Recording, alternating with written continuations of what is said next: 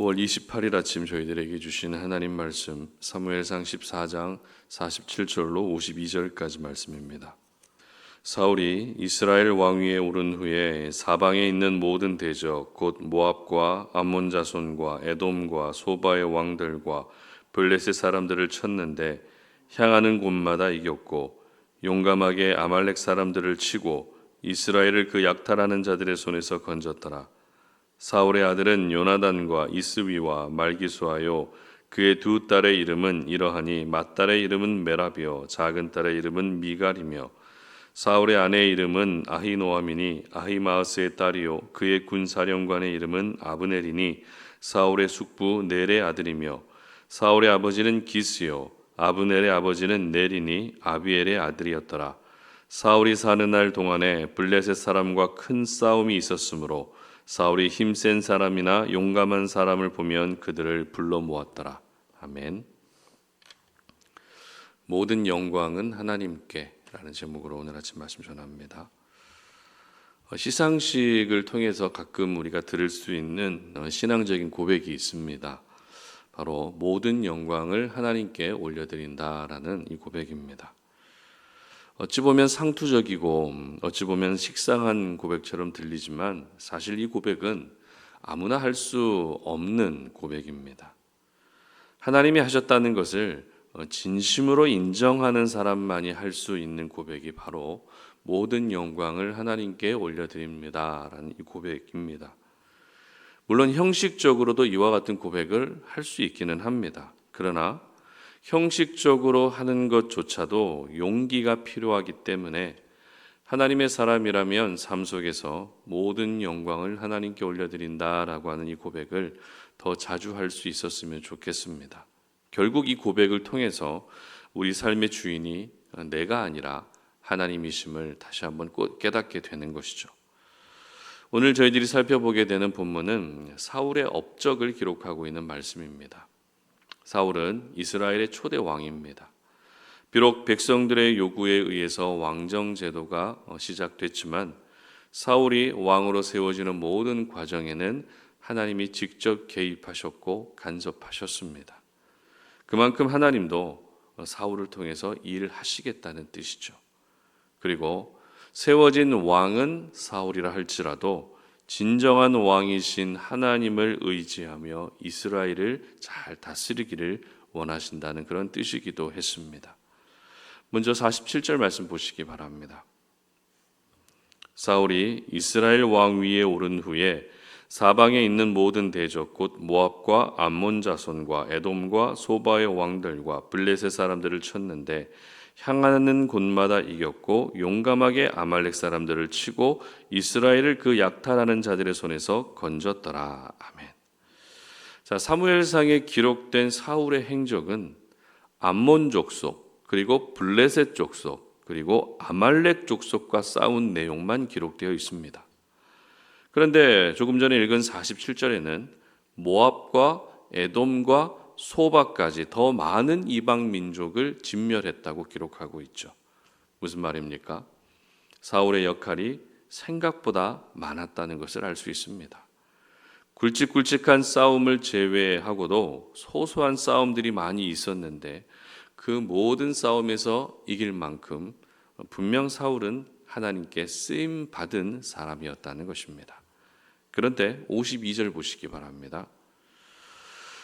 사울이 사는 날 동안에 블레셋 사람과 큰 싸움이 있었으므로 사울이 힘센 사람이나 용감한 사람을 보면 그들을 불러 모았더라.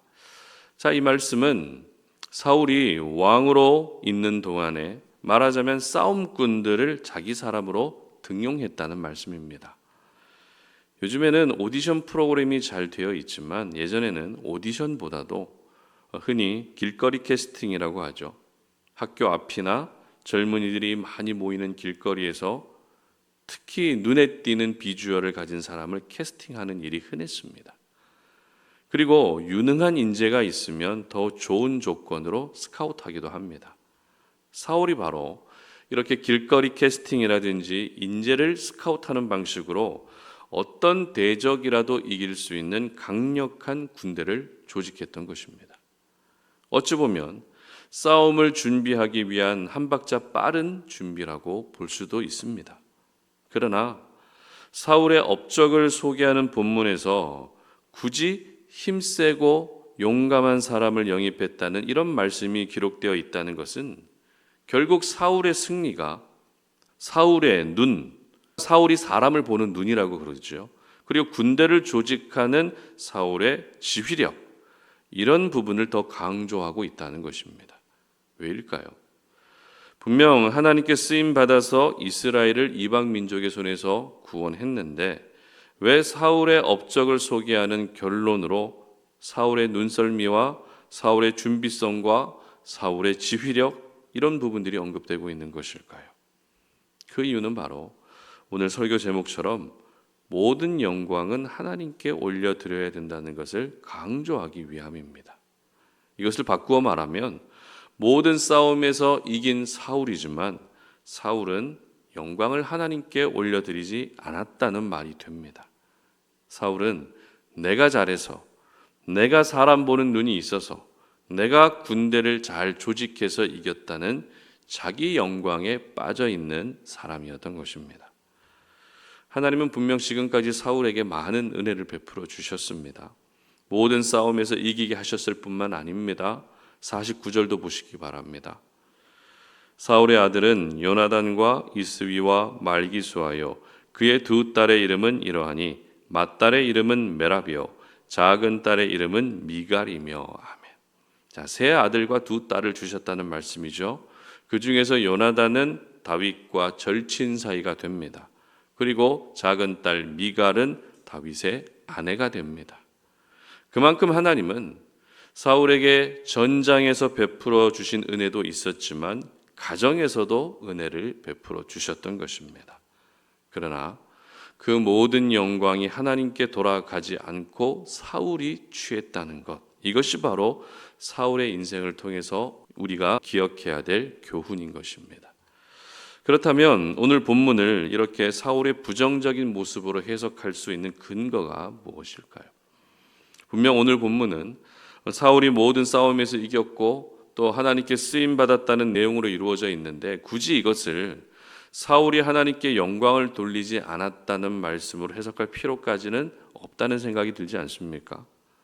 하지만 이어지는 사무엘상 15장 말씀은 하나님이 사울을 버리신 사건을 기록하고 있습니다. 무슨 말입니까? 오늘 본문의 내용이 하나님께 쓰임받은 사울의 긍정적인 모습을 강조하는 것이라면 이어지는 사무엘상 15장의 말씀도 역시 승승장구하는 사울의 긍정적인 모습이 기록돼야 됩니다. 그러나 사무엘상 15장은 하나님께 버림받은 사울의 모습을 기록하고 있기 때문에 오늘 본문의 내용이 아무리 이방 민족을 이기는 좋은 내용으로 이루어져 있다 할지라도 그 영광이 하나님께 돌아가지 않고 사울이 가로챘다는 부정적인 내용으로 볼 수밖에 없는 것입니다. 여러분, 모든 영광은 하나님께 돌아가야 됩니다. 영광을 가로채는 순간 아무리 하나님께 쓰임받은 사람이라 할지라도 더 이상 하나님은 그 사람을 통해서 일하지 않으십니다. 그래서 사람은 처음보다 나중이 더 중요한 것입니다. 지금 아무리 좋은 모습으로 신앙생활하고 사람들에게 인정받으며 살고 있어도 마지막 모습이 어떠한지가 그 사람의 모든 것을 결정하게 되는 것입니다. 따라서 우리는 하나님께 모든 영광을 올려드릴 수 있어야 됩니다. 내가 잘한 것 같고 내가 수고한 것 같고 내가 가장 기여도가 높은 것 같아도 하나님 없이는 할 수 없었다라는 것을 인정할 수 있어야 되고 하나님이 하셨습니다라는 이 믿음의 고백으로 우리에게 주어진 삶을 살아야 되는 것입니다. 사탄은 오늘도 우리에게 속삭입니다. 네가 잘한 거라고. 네가 잘해서 그렇다고. 너는 모든 영광을 가질 자격이 있다고 우리 귀에 속삭입니다. 여러분, 이 속삭임에 여러분의 마음이 뺏기지 않게 하셨으면 좋겠습니다. 사탄의 속삭임에 귀를 닫으시고 마음을 닫으셔서 모든 영광은 내가 아니라 우리 하나님께만 올려드릴 수 있는 저와 여러분이 될 수 있었으면 좋겠습니다. 특별히 사도 바울은 서신서를 쓰고 또 마무리할 때 모든 영광을 하나님께 올려드린다는 고백을 참 자주 했는데요. 제가 대표적으로 몇 구절을 읽어드리겠습니다. 로마서 16장 27절 읽어드립니다. 지혜로우신 하나님께 예수 그리스도로 말미암아 영광이 세세 무궁하도록 있을지어다. 아멘. 그리고 갈라디아서 1장 5절입니다. 영광이 그에게 세세토록 있을지어다. 아멘. 빌립보서 4장 20절입니다. 하나님 곧 우리 아버지께 세세 무궁하도록 영광을 돌릴지어다. 아멘. 하나님께 영광을 올려드린다는 이 고백이 사도 바울의 고백만이 되는 것이 아니라 오늘을 살아가는 우리 모두의 고백이 될 수 있었으면 좋겠습니다. 상투적으로 들리고 형식적으로 들려도 이 고백 속에는 하나님이 내 인생의 영원한 왕이십니다. 하나님이 내 인생의 영원한 주인이십니다라는 이 믿음의 고백과 의미가 함께 담겨져 있기 때문에 이와 같은 고백은 자주 하면 할수록 우리의 믿음이 더 견고해질 수밖에 없는 것입니다. 바라기는 모든 영광을 하나님께 올리셔서 그 영광을 하나님이 받으시고 영광을 받으신 하나님이 우리가 사는 날 동안에 항상 이기게 하시는 은혜로 함께 주시기를 주님의 이름으로 축복합니다. 함께 기도하겠습니다. 하나님 감사합니다. 오늘도 이 아침에 우리가 주님의 말씀을 기억합니다. 하나님, 우리가 이 땅을 살아가면서 모든 영광은 하나님께 돌아가야 된다는 사실을 먼저 기억합니다. 내가 잘한 것 같고 내 수고로 무언가 이룬 것 같지만 하나님의 은혜 없이는 아무것도 이루어질 수 없는 연약한 인생이 바로 저희들임을 고백합니다.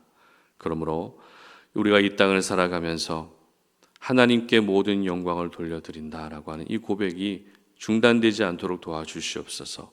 상투적으로 들리고 형식적인 고백으로 느껴진다 할지라도 그 고백 속에는 내 신앙의 고백이 담겨져 있고 하나님이 내 인생의 왕이심을 고백하는 그 내용도 담겨져 있기 때문에 이러한 고백을 통하여 하나님을 향한 우리의 믿음을 날마다 증명할 수 있도록 도와주시옵소서.